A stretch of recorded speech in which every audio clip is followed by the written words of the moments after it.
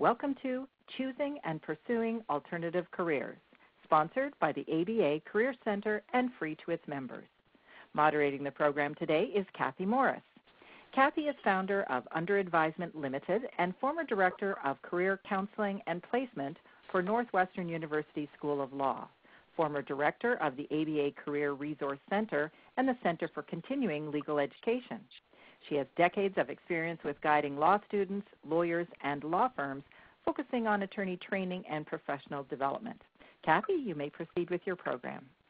Thank you, Bonnie. I'd like to welcome everyone, of course, to our November program of the ABA Career Advice Series. We timed this particular program because in case you're contemplating a career change for 2015, we want you to have some of the benefit of great advice from a couple of the leaders in the field. We're really lucky because we have two lawyers today who practiced law for a time after getting their JDs, and now they help other lawyers with their career searches and career switches. Carroll Welch is with us from New York today. She runs Carroll Welch Consulting. Carroll practiced litigation and employment law at two of the largest firms and worked with Pace Law School's Lawyer Reentry Program, which they call New Directions for Attorneys, a novel kind of program. It focuses in part on helping lawyers find alternative careers. So it's great we have Carroll with us today. She's actually a certified coach, and you'll hear a very, very thoughtful advisor. So welcome, Carroll. And while Carroll's in New York, Casey Berman is hailing from the left coast today in San Francisco. Casey also left the practice of law after a certain point, and he created, and he still works in a number of capacities with enterprises in technology and communications and finance. But in 2009, he was giving a talk at his alma mater, and the room was packed. So he saw and seized opportunity, realizing how many other lawyers want to focus on where to begin to look for alternative careers, and so he started a company aptly called Leave Law Behind.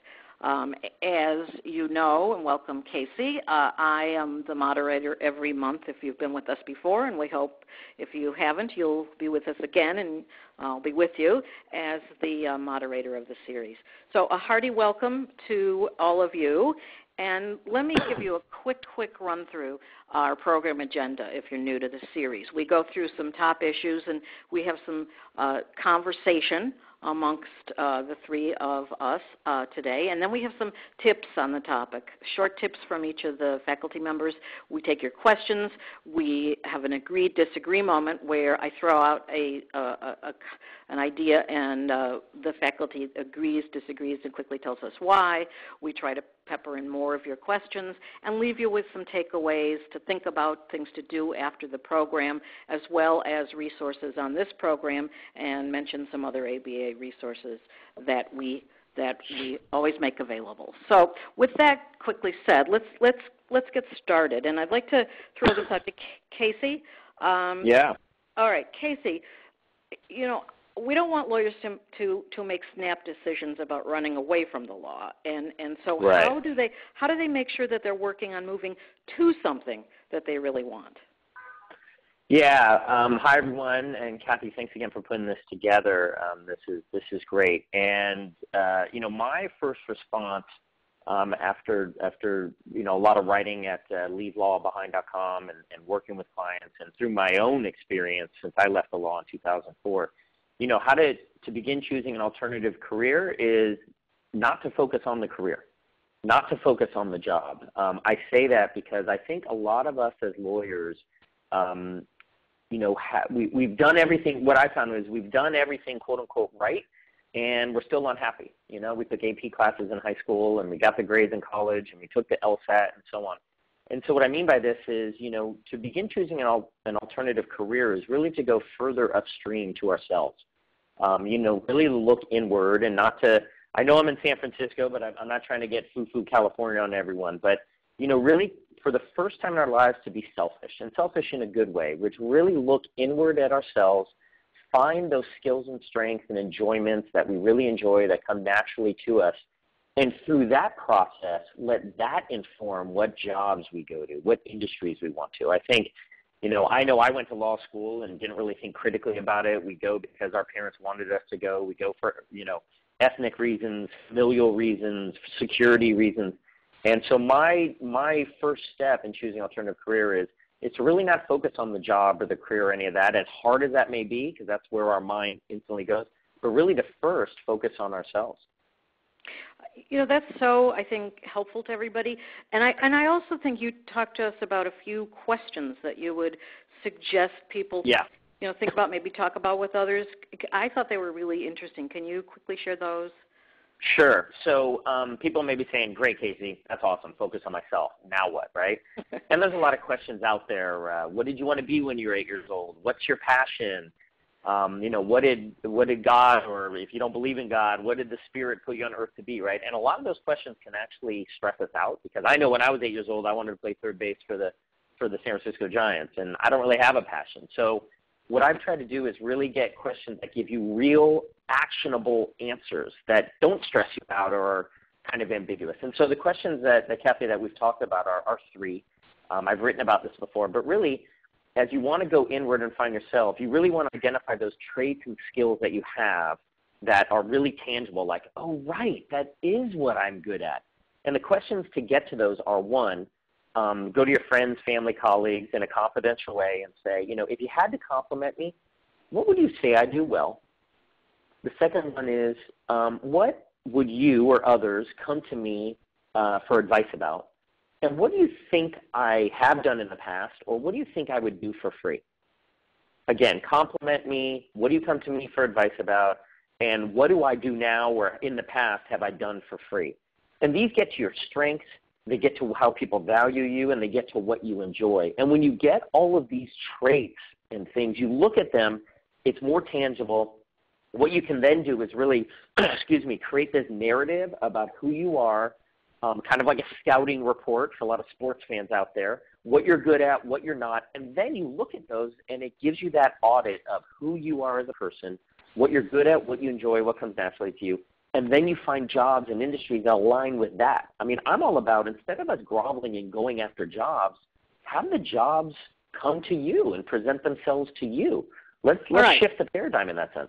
Yeah, we're going to get to that, because I want us to explain some of those concepts as well. Those three questions, sure. I hope people found those really concrete and helpful, because I did. And Carroll, do you kind of agree with what Casey's saying about first you kind of talk to your friends, colleagues, your family, et cetera? Do you agree with that? Absolutely. I agree with the first critical step in the process of transitioning to an alternative career is that entire self-assessment and looking inward and taking inventory of your skills, interests, values, goals.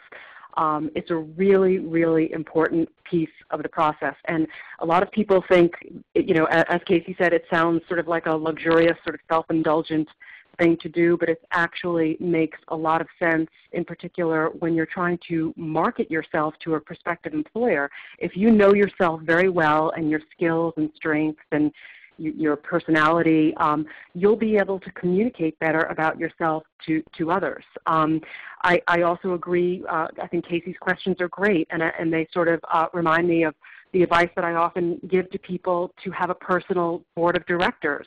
Have personal and professional contacts who you rely upon for advice in different areas of your life, both personally and professionally, and go to them for objective feedback on yourself and how this process and this road may head for you based on what seems like a good fit for you. There are also a lot of really great resources out there. If you're not working with a counselor from your law school in the career development office or whatever, there are some really terrific books, and I just wanted to point out a couple. One is a book called The Creative Lawyer by Michael Melcher. It's an ABA book, and it's sort of like having a coach in the form of a book. He really guides you through a lot of the important exercises that you need to do as part of the self-assessment process.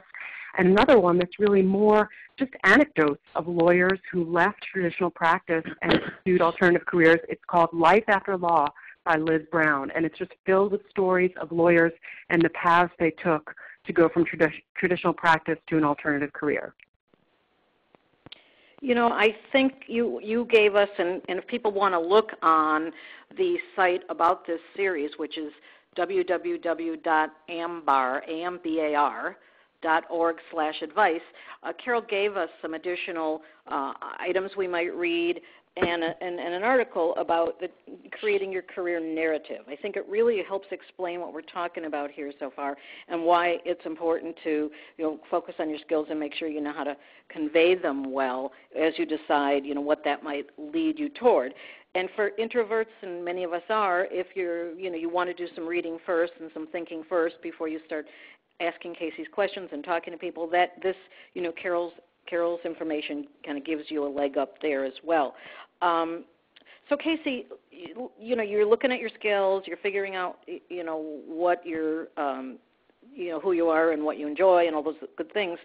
So let's say you come up with a long list. I mean, let's say that, if you're not thinking literally about what's this going to lead me to too early and, geez, what am I going to do, but you're just assessing without putting that pressure on yourself, what do you do once you have this list of items? Yeah. So, Carroll, thank you for that. I think that personal board of directors is a great way to think about it. And Liz Brown's book is great. She actually wrote a guest post on my blog, Leave Law Behind, so you can read that, and the great resources. Once you get this long list of traits, and it may be that with these folks, you want to do it confidentially. You might want to talk with some law school colleagues or graduate friends or people. Obviously, you don't want to go down the hall to the law firm and talk to someone. One hesitancy I know with all of us is wanting to keep this confidential. So you can do it in that way. But, once you get all these traits, the first thing that's going to happen after they email you, and some people won't email you. They'll think you're crazy, and you're just going to – that's the first part of doubt and the first risk or fear that you'll run into. But I'm a big fan of the line that says, your life expands or contracts in relation to the amount of courage you have. And it's a real courageous thing to look inward. It's a real courageous thing to go to people and say, hey, can you compliment me? I'm not trying to fish for my ego. I'm trying to assess. So it's a real courageous, hard thing to do. But once you do it, your life really expands. So then what? You're left with, 73 traits. You're dependable. You're interpersonal. You're this. You're that. What you want to do, and this is where coaches come in and can really help, but what you want to do is segment these as much as possible. So you don't really want to talk about all 73. You want to bucket them into 3 or 4. The reason you want to do that is it gives you that structure. Let's say you bucket them into interpersonal traits, leadership traits, dependability traits, and creativity traits. And under each of those you have, creative, dependable, loyal, whatever it is. Once you get that structure, you then get your narrative that Carroll was talking about. And the reason you want to get a narrative is because, one, you start feeling really comfortable about what you're good at. If we asked everyone right now, tell me, 30 seconds, who are you, what you're good at, we would fumble over our words. Once you practice in the mirror and you have this structure, you feel sincere, confident, and authentic about it, which is a great internal feeling. Now, for the external, what you get to then is now you go in front of that hiring manager and you can really see how certain jobs align with you. You're seeing how your skills and strengths fit with that non-legal job or that non-legal job, or maybe that other job within the law, or maybe a job within compliance or HR. So what you do once you get this brain dump of traits is you want to segment them as best as possible into some structure, 3 to 5 buckets, and then use that structure to complete a narrative for you personally so you feel authentic and confident in it. And then this moving forward is what you go publicly with yourself to, 1, present yourself well to people, and 2, to really do that critical analysis of what jobs and careers out there. I'm not just going them for stature or stability, but I'm going to them because, wow, they're really in alignment with what I'm good at. And I think, some people may be listening to us and thinking, okay, that's great if you have this sort of brain dump and you have all these strengths and you're bucketing them and you've got yourself organized and ready to think and present. But, Carroll, what about if people go through this assessment process and they come up with very few things on their list? They might ask, are there tests that they can take to help them, assess themselves? Is there another resource for the people who have trouble getting jump-started? Sure. There are a number of assessments out there.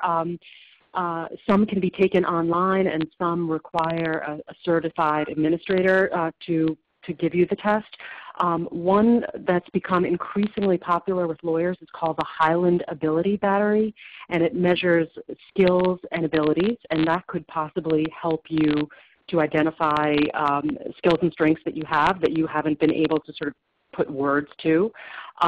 Another test is called, that's very well known and has been around for a very long time, and that's the Myers-Briggs test, and that more focuses on psychological preferences. And the thing that it's been particularly well known for is identifying introversion and extroversion, which is kind of an interesting theme among lawyers, many of whom sort of self-identify as introverts and perhaps struggle, with networking or business development. But the Myers-Briggs is a very, very helpful test and sort of very well accepted in the legal industry. And then there's something called DISC that measures personality traits and tendencies. There's the Strong Interest Inventory. That's really more for recent college grads, but it's interesting. It kind of it measures and assesses interests. So there are a number of them out there. Yeah, someone just asked, what was the name of that first test you mentioned, the Highland Ability Battery? Did I get that right? Yes, it is. It's the Highland Ability Battery. Okay, great.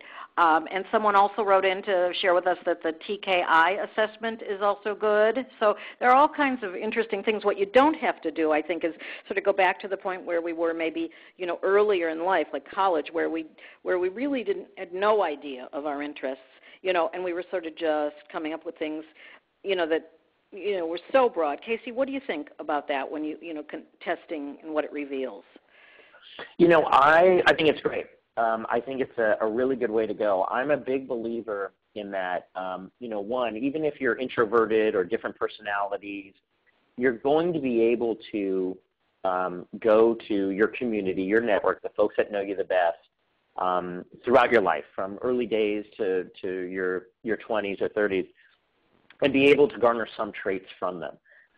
So I think testing is a great way to go. I also think another good way is, like I've mentioned, to do your own version of outreach and gather those traits that way, because I think it's something that isn't necessarily formulaic or spit up by an algorithm or anything like that. It's actual people who know you well, who have those anecdotal experiences, providing you with traits and feedback that they think you're good at or that you've done in the past. And so I think it's essential for that. It's something that I push. And I think that even if you're an introvert, even if you're someone who doesn't reach out or may not have a huge network, start small. Start with 2 or 3 people. Get 3 or 4 traits.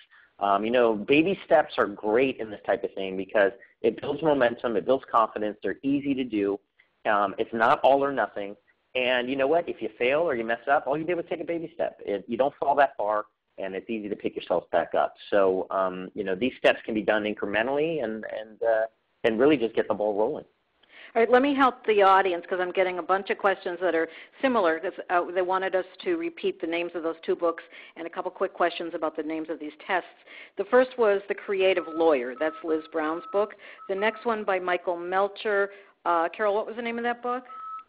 Actually, Michael Melcher's book is The Creative Lawyer, and Liz Brown's book is Life After Law, and those are both listed in the printed resources document. Okay, great. No wonder people are confused, and I'm confused as well, but this is a great amount of help. They asked about the DISC test. Is that D-I-S-C, the DISC? That's right. Someone kind of cutely said, should she say a DISC test, D-I-S, but it's DISC, D-I-S-C. And then the name of the test that measures your interests. Is that the strong? Strong. The Strong Interest Inventory. Okay. And I think that's covering, what people said. Somebody else wrote in about Richard Bowles, the What Color is Your Parachute book. They asking for anonymous email reference feedback from people for introverts. There's something they called the www.checkster, Checkster.com. said it's free. You can do it more than once. So there's lots and lots of resources. You guys can also look for them after the program. I'm sure you'll find more. But I thought somebody asked an amazingly great question here, which is there a danger of getting stuck in the interest testing and assessment stage? We're sort of cautioning everybody, don't run out and, jump on, trying to get jobs immediately. And I know, Casey, you have an article that they can get on the ambar.org site about sort of what jobs might align with what lawyers do. And that kind of helps people, I think, move along, because it's clear you do have to get out of the thinking stage. We're such good thinkers, and we may be, trepidatious about trying to make a change, or we may be thinking somewhat negatively, which I want to ask you guys about. Oh, gee, what else would I, be able to do, because my skills are not immediately recognizable, to job postings that are for non-law jobs. And somebody on the call asked about that too. Talk to us about, once you've got this sort of back and forth, this personal interaction, this drilling down and making it personal, having read things and maybe tested and talked to people. So then what do you do? You get out there. So what you do is, sure, there's definitely a risk or a fear of getting stuck in these stages, but you get out there. As far as the leave law behind that I've laid out, there are 5 steps. The first step is sort of really getting your money situation in place and getting an Excel sheet out, which I know a lot of lawyers may not use regularly, and really seeing what their money situation is. The second part is kind of around identity, understanding, are they willing to break free and not be able to call themselves a lawyer any longer. The third stage is around the unique genius, what we talked about, skills, doing all of this board of directors and work and so on. The fourth is around fears, overcoming fears, and the fifth step, I'm going a little quickly here, is around getting out there and interviewing and meeting with people. And so once you get kind of a list of your traits, you're feeling good about your narrative, you've been practicing in the mirror, all this sort of stuff, what you do then is you find jobs through a coach or help within law, outside of law, that might be in alignment. So let's say you're very interpersonal, you're very creative, you like people. Okay, well, let's maybe there's corporate training jobs. Maybe there's HR jobs. Maybe there's marketing jobs. I worked with someone who was a criminal lawyer, loved to write, the nicest guy in the world. The next thing you know, he left the law and he's working at an online legal, do-it-yourself legal company and writing for them. So it's just been a great fit for him. He took his steps to get there. So what you do is you get all these traits, and then with the help of others, or able on your own, or through LinkedIn, or through a lot of research, you find jobs that align with them, or you think at least align with them. And you want to do 2 things. You want to research those jobs. Go meet people who do them, 3 or 4 coffees. See if you like it. Who knows? You might come away going, oh, my God, I thought I liked business development, or I thought I liked corporate training, and it's a yawner. No way, I don't want it. Or if you do like it, you've done your research, and then you say, you know what? I really like this. Thank you, Mr. Jones. I know you were so-and-so's friend. I want to let you get back to your office. Is there anyone else you know in this space I could talk to? And you start building that momentum. You start meeting with people. One, you're really validating that this is a job that's potentially in line with your skills and that you like. And 2, you're building networks. And as so happens, so many jobs are not on Monster.com. They're not on the boards. People say, you know what? It's interesting. We just had a great coffee. I really connected with you. Why don't you come in? There's a role that we're thinking about.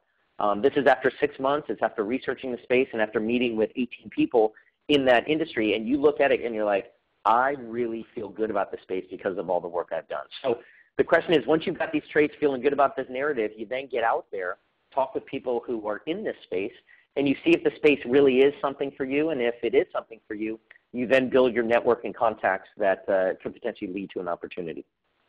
Right, and while you may be looking, for postings and things like that, Carroll, what about something like LinkedIn? I mean, they have jobs that they post and whatnot, but what about it as a somewhat networking tool, in this phase when you're trying to see what jobs there might be and kind of get contacts to sort of spur you on? Absolutely. And Casey's advice about getting out there, this process, and it is a process, and it can be a time-consuming process, it can't be done behind a computer screen. You really need to get out in front of people and talk to people about what they do and what skills they use in their work, and reflect on whether that is a good match for you. And LinkedIn can be a great tool for identifying people who either have the kinds of jobs that you possibly are interested in a particular industry, or the kinds of people who hire for those jobs. And you can locate them on LinkedIn, and basically with simple professional emails, ask people for 20 to 30 minutes of their time to talk about their career paths and how they got to where they are today. And you'd be really pleasantly surprised at how helpful and productive that process can be. But overall, LinkedIn is a really important tool to use in this whole informational interviewing and networking process in an alternative career transition. Kathy, real quick, to just to build on Carroll, for all the introverts or folks out there who are rolling their eyes or going, oh God, I knew I had to talk to people and network. It is part of it. As Woody Allen said, it's 95% of it is showing up. But there are, email templates that I have and others have that can help you get those introductions, cold or warm leads. So there is a structure to really help you. It's not like you have to draft this email by yourself. And when you go to these informational interviews, you're asking someone to essentially talk about themselves. Hey, Mr. Jones, you're friends of so-and-so, and really I'm interested in your industry. I'm looking at alternatives, and tell me about your day. Who doesn't want to talk about themselves for 20 minutes, right? So doing this informational interview is actually a lot easier than many people may think. And then you listen and you're interested, and then you close it down from there. But you do need to get out there. You need to go talk to other human beings. You need people at the law firm. Where is so-and-so? Did they run out for lunch? I mean, there are some things that you're going to need to do to meet with people. But there's a structure. There's a plan. And it's actually not as difficult as many people may be thinking. Well, I just wanted to say, yeah, Carol? I just wanted to add one resource that we often overlook, and here we are through the American Bar Association putting on this program. If you're possibly interested in another industry like media or higher education or healthcare, many other industries have professional associations as well, and using your lawyer skills of research, you can figure out what those professional associations are and contact the executive director or contact someone there and find out, can you connect me with someone who can speak with me about working in this industry, or can you tell me about additional educational credentials or whatnot that I might need in order to forge forward with a career in that area.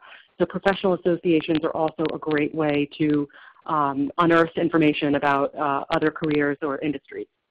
I wanted to say, this is great. I want to harken back to Woody Allen, who also said he didn't go to college because he could not find a parking space.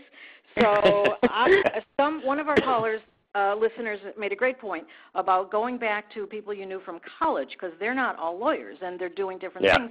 And if your college is having an alumni event, it's clearly a good thing to try to force yourself to go if you're feeling awkward about it, and to talk to people about their jobs and maybe follow up with them afterward. You don't necessarily have to put it out right then and there over cheese and wine, but you're reestablishing contacts. And believe me, everybody's lost touch with people in this day and age, so don't feel awkward. Let's get. I want to get along to the tips, of course, but one of the things that I think concerns me is that sometimes we need to be practical about this, and that tends to help lawyers sort of show their pessimistic side. Oh, this sounds great, but I don't know if I want to leave law. There's prestige, or maybe I should think about doing law and doing something alternative. How do you quickly give them advice about the line between being practical and being pessimistic or negative that we're also sort of accustomed to being by training when we're talking about choosing and then pursuing an alternative career, of course? Sure. First of all, legal skills are fantastic skills, and there are many of them. But one thing that is tough is that as a lawyer, we're often trained to be risk-averse and to sort of look for the worst-case scenario in a situation. That's what many lawyers do for their clients. But when it comes to approaching your own career and your own career development, you need to be really open-minded and be creative and be open to possibilities and maybe be a little bit less risk-averse. So sure, it's absolutely important to be practical and to consider all of the the important factors, but you need to sort of put on a different mindset when you go in this process than the one that you may be used to using as a practicing attorney. Right, not a worst-case scenario kind of thing. Right. Casey, a couple quick thoughts, and then I want to get some quick tips from each of you. Yeah, it's easy to get pessimistic or to say I'm an older lawyer or I don't have much experience. I've talked a lot about this, but I think what I'd like to tell everyone is the world is a beautiful place. The world is full of opportunities, and I know I'm calling from California here, but we in America, we in law school, there was litigation jobs, transactional jobs, and academic jobs if you were smart enough. That was our universe of jobs. And I can tell you there are 3 gajillion jobs out there, particularly if you're in a big city with technology or finance or media or whatever. There is so much out there. And so one. And two, I think, I'll go back to what I said previously. I wouldn't worry about jobs. What job should I get into? What job should I get into if I'm right-handed? What job should I get into if I'm left-handed? If I'm older or if I'm this? Don't worry about jobs. Focus on yourself. Focus on yourself. Look at your current job as an opportunity to pay the bills so you don't have anxiety about loss of money and supporting your family and everything else you have to do. And then just take a month or 2 or 3 to really focus on yourself. Now, do it incrementally, and opportunities will present themselves. So for all of us risk-averse and folks who the sky is falling, I want to say there's a beautiful world out there of a lot of entrepreneurs and so on they're fine with not being perfect. They're fine with testing things. And the skills that you have, like Carroll said earlier, issue spotting and client management and meeting deadlines and everything that a lawyer does, believe it or not, is not just needed in law. It's needed in the rest of the world. All right, let's talk about some quick tips just to change up the pace. I don't know what you mean by this, Casey. We got your first tip, then Carroll has a couple, then we'll end up with you quickly. What do you mean by explore your unique genius? So your unique genius is a term I took from someone, and I just love it. And what it is what you get to after you ask those 3 questions, the compliment question, the advice question, what I would do for free question. As you work on this, your unique genius is what you really it's those skills and strengths and enjoyments that are unique to you that you're really, really good at. Maybe you're that person who can walk up to a whiteboard, sketch out ideas, and within 20 minutes everyone in the room says, yeah, that's what we're after. Maybe you're that person who can walk into a room and schmooze and meet people and just build relationships like it's easy. Maybe you're that person who's quiet and introverted, but who can take all these disparate pieces of so on and write a 1-page synopsis or put down a flow chart where someone says, exactly, that's what we need to get to. Whatever it is your skill or strength is, whatever it is that value, that's your unique genius. And the whole goal of this from the upstream is focus on finding that unique genius, which changes over time and morphs, but focus on finding that unique genius and really getting sincere and confident and comfortable with it, and then saying, okay, I feel pretty good about myself. I feel really good about my skills and strengths. All right, jobs, industries, roles, careers, who is out there that fits me? All right, Carroll, I want to see how lawyer skills, you have this tip about utilizing your research and staying open, because we look at in the alternative when we do our work. Combine those 2 tips and give us just a quick, maybe they're self-explanatory, then we don't need to spend a lot of time on them, but mention just briefly what you mean by those 2. Absolutely. As far as the research goes, it's pretty straightforward. Really, the same kind of focused and incisive skills that you have as a lawyer to pull up, the relevant case on a matter or whatever, are the same kinds of skills that you're going to use to find out what particular roles in industries that interest you, what skills they require, what the nature of the work is, what additional credentialing, perhaps, for example, you're interested in human resources or the nonprofit arena. There are, you can research and find out whether there are certificate programs in those areas that could help you along your path. But it's really the same, your local librarian could be an invaluable resource for you. It's really sort of expanding your research skills beyond the legal venue to the greater world to figure out what these alternative careers may be and what they entail. And again, being open is really what we had said earlier about, and echoing on Casey's comments. It's sort of, the world is, despite a tough economy, the world is your oyster, and the skills that you have as a lawyer are really very, very valuable in a lot of different arenas. Casey, before we get to this last tip of yours, we're getting some questions here about, but people just tell me, oh, yeah, but you're a lawyer, or, what if you have to worry about taking you have to take a pay cut if you move away from the law. So when we say don't let your pessimistic side overtake you, Casey, what do you mean let the jobs come to you? What is that? Well, let's talk about the pay cut for a sec. I would ask folks, how certain are you of that? How do you know you're going to take a pay cut? Because I can tell you that there are a lot of non-legal jobs out there that pay pretty well. They pay pretty well. So this whole initial idea that I'm going to lose money or get cut 30%, 50%, not necessarily true.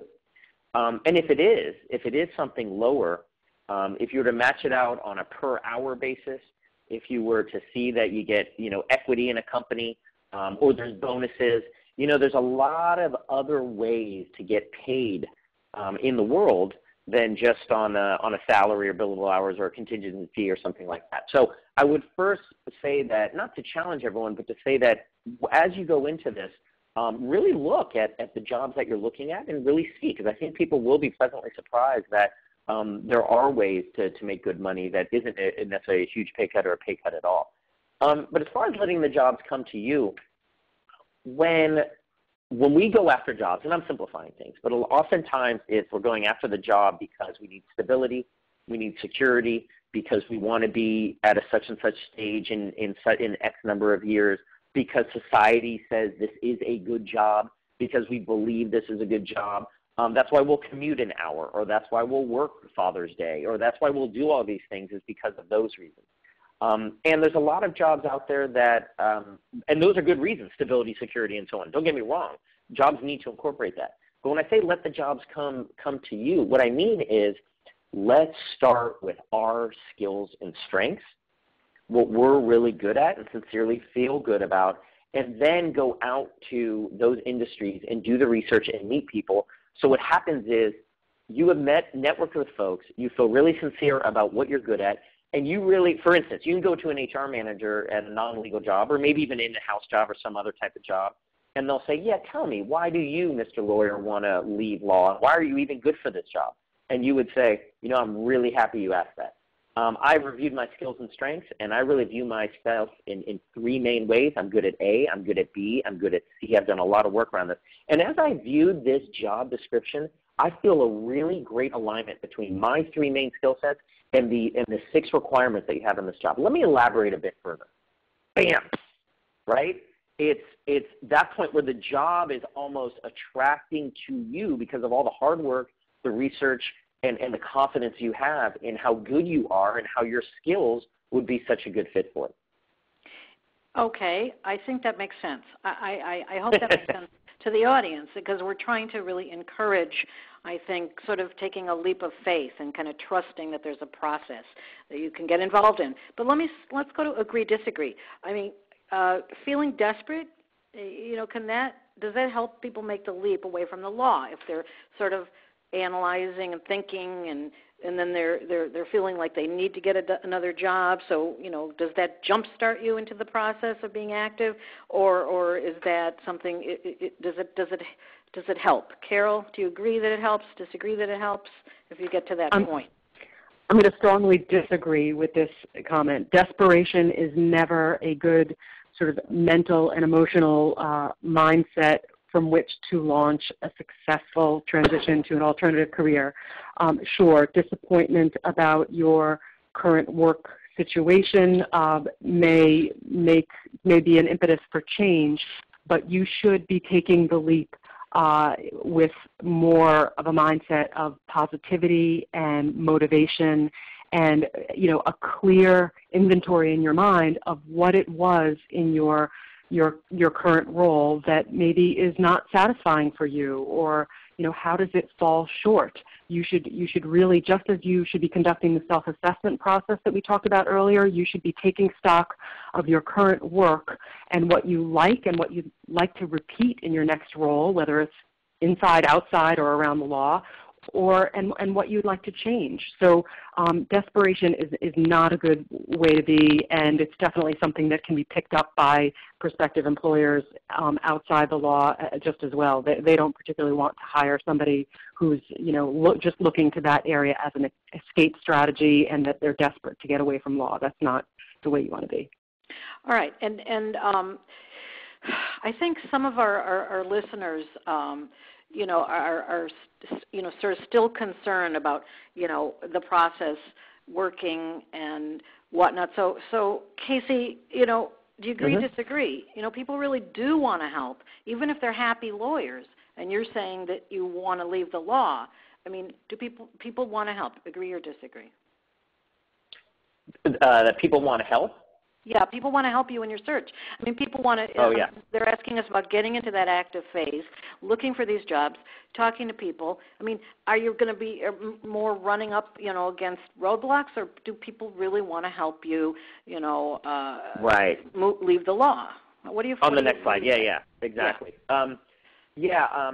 I agree with this. People want to help. Some won't. Right? There may be your aunt at the barbecue who gives you the stink eye and says, "What? Why are you leaving law?" Right? But I think there are going to be plenty of people. I know that who will definitely want to help you. They'll see skills that you have. The other thing that is they will see a lot of value in what you provide. So I fully agree with this, that people from all walks of life, once you get out there, once you start describing what you're doing and discussing where you're at, you'll be pleasantly surprised by the amount of people and the quality of people and how connected they are and how helpful they are and how they do really want to help you. Well, it's interesting because we're talking about sort of a lot of talking to people and getting information, research, et cetera. Somebody asked a question which I think is pretty interesting, which is what about your resume in all of this as you're actually pursuing these alternative jobs? And by the way, someone asked, are we talking about just going from one area of the law to another? Is that what you're talking about by alternative careers? No. We're actually talking about doing something different. It could be in a law firm. It could be that you go into recruiting in a law firm or some sort of other role. It could be that you're going to something completely other. Read Casey's article that's up there about a lot of things lawyers are really geared toward. But they look at your resume and they see attorney or lawyer. I mean, what advice do you have to sort of set people who are reading your cover letter or looking at your resume on the right path to take you seriously about your transition? Your resume is an important tool, and whether you're searching for a job in the law or you're looking to be outside the law or around the law. So you need to revisit your entire resume, and you need to lay it out in a way that makes the skills that you have very clear to a prospective employer in an alternative career, that they are valuable and relevant. So you need to sort of go back and review your resume and perhaps do a lot of rephrasing and set it up differently. Some people, some attorneys who are looking to pursue alternative careers go with sort of a functional format resume, where instead of just chronologically, in reverse chronological order, listing past legal jobs that they've held, instead they pull out from those roles the specific skills that they've had and identify them in groups. And I just want to point out that one of the books that was on the resource list that I had included is called Alternative Careers for Lawyers by Hilary Mantis, and in it, in the back, she's got an appendix that's filled with sample resumes of lawyers who sort of changed their resumes around if they wanted to pursue a career in publishing or human resources to highlight the needed skills in those areas. And some people are second career lawyers, so you bring your past forward. Some people are, they're good with deadline and detail and whatnot, and so if they're looking to be some sort of legal journalist or something, you can put things on a resume that aren't just where you worked and what you did. And certainly you can use your cover letter that way. If you're looking for a job having to do with writing, you're a good writer, you want to write a good cover letter, you want to write a good resume. So it all, sort of ties together. You're asking really good questions, listeners, and I think, I hope you're feeling like you're getting, some very, straightforward, good guidance. But this is the beginning of the conversation. We want you to do your own research and read some things and, get the answers to the questions we couldn't get to.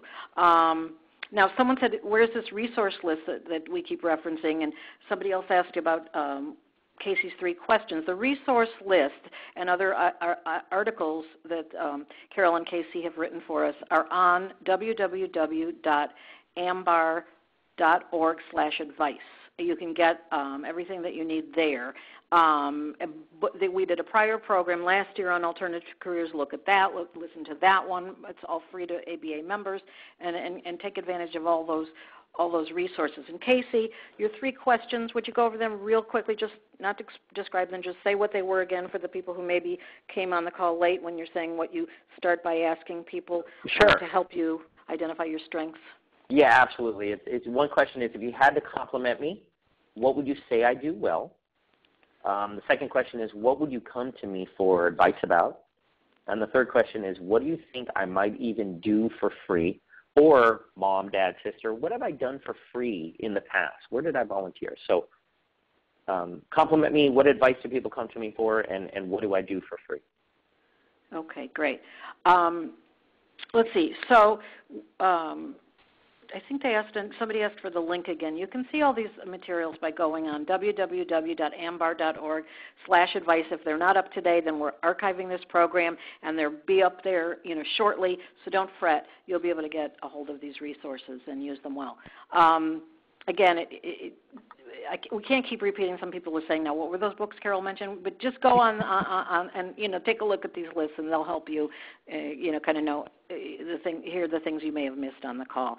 All right. So now somebody asked about, did someone say something? Kathy, can I just say one thing about as a lawyer, and I'll be brief about it. But I think, I spoke at an event here in San Francisco, in-person event around this topic, and a lot of the themes that came up there were similar to here, a feeling of being scared. What if the HR manager doesn't like that I'm an attorney? How do I get my resume, so on. And those are totally understandable. And I think what I want to really, and this may be difficult for people to accept at first blush, but I really want people to understand, because I've gone through this myself, and I've felt this fear, and I felt this pit in my stomach and this anxiety, but that, it's really a great process. It's about opportunity. And if someone were, some of these questions around, well, what about me as an attorney? What if people don't like that I'm an attorney? What if that rubs people the wrong way? Fine. You're not, then don't work there. The thing that we really need to realize, and I just want to say this one point, is that within law there's a lot of structure.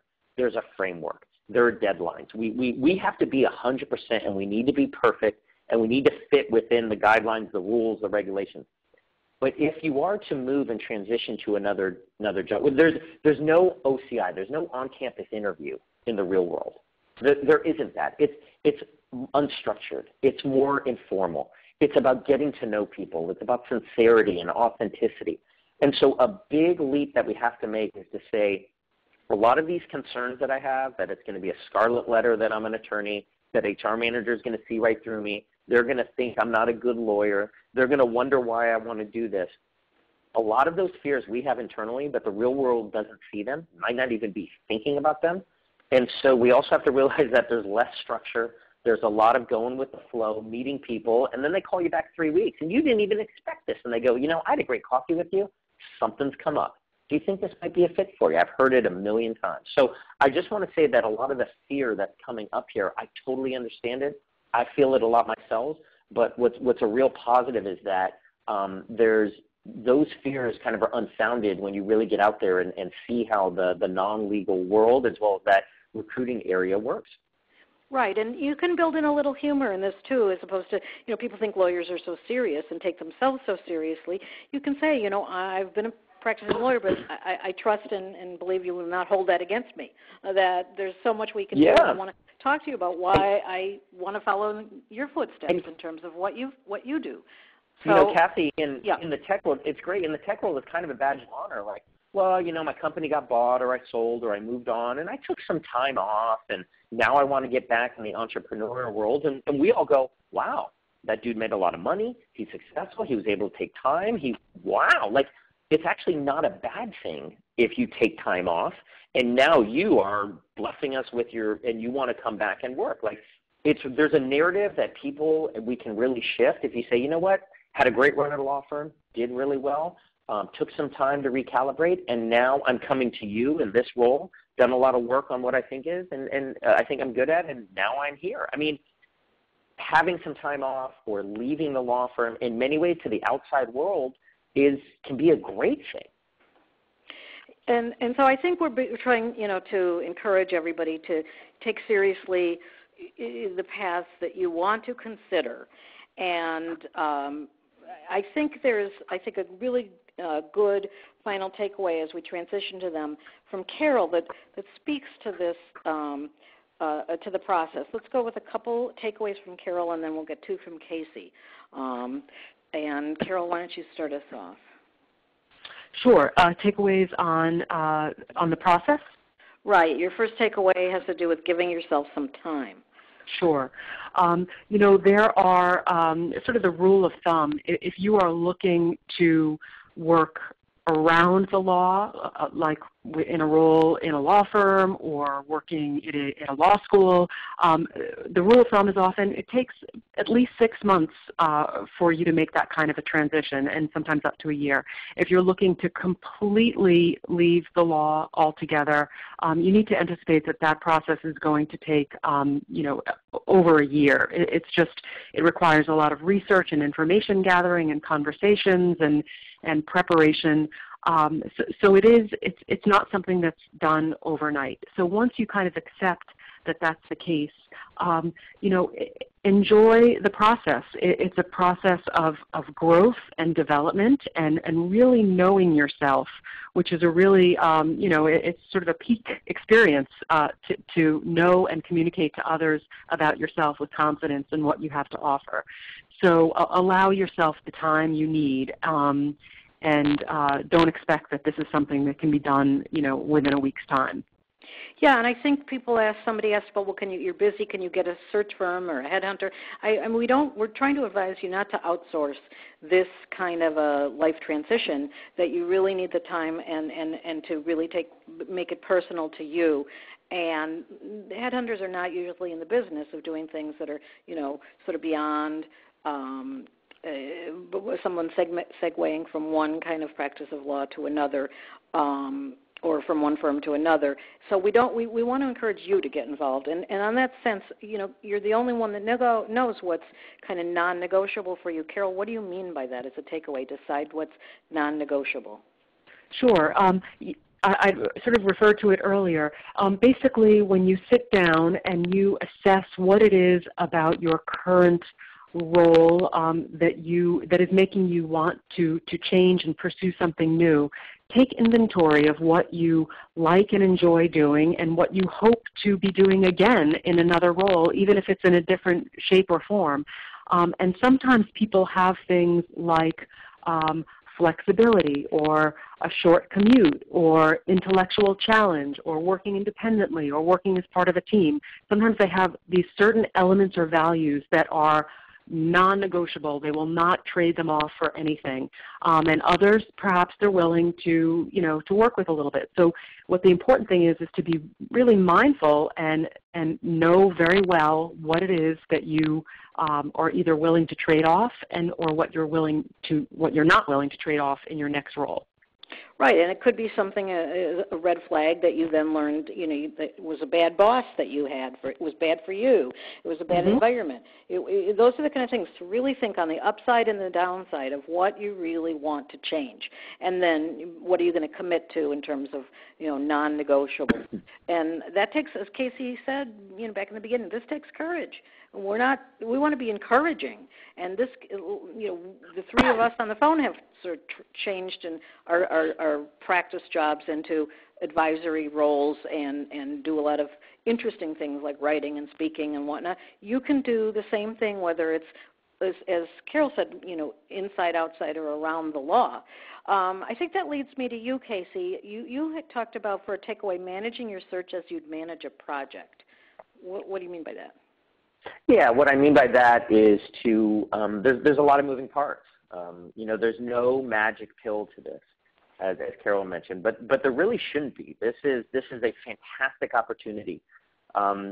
Think about when we were in law school, and I know I got some good grades, and I also got some not so good grades on finals.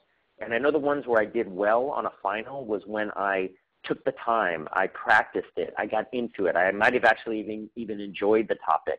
And the ones where I didn't do that well was where I relied on my study group. I just sort of regurgitated the outline book that I bought. And so it's the same thing here. If you just want to outsource it or get someone to do it for you, you're likely going to wind up in another job that you don't feel that compelling with because it's not really in a fit. If you take that time, do the work, really, really do it yourself and get sincere and deep and authentic about it, whether you're 32 years old or 62 years old. The first step is to not worry about jobs. Don't worry about career. Don't ask that question, well, what job should I get into? The first step of the project is to focus on yourself. It is so hard to do. Well, what job should I go? No. Focus on yourself, lay out the plan, take the steps, and you're just going to build momentum, but you got to get your timeline. You got to get tasks. You got to take out an Excel sheet. You got to realize, like Carroll said, it's going to take 3, 6, 9, 12 months.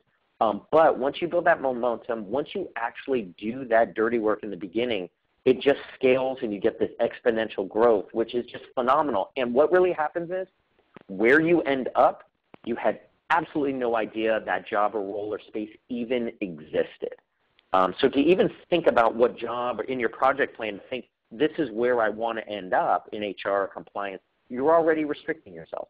Start with yourself and just let it go from there. And even law students, whether you're 32 or 62, but we have law students on the phone with us too. And you have that opportunity, to start in a legal practice job and then transition, as we all have, or Correct. to forego that altogether and go to something alternative. There's no harm, in not practicing law. You have to decide what's right for you.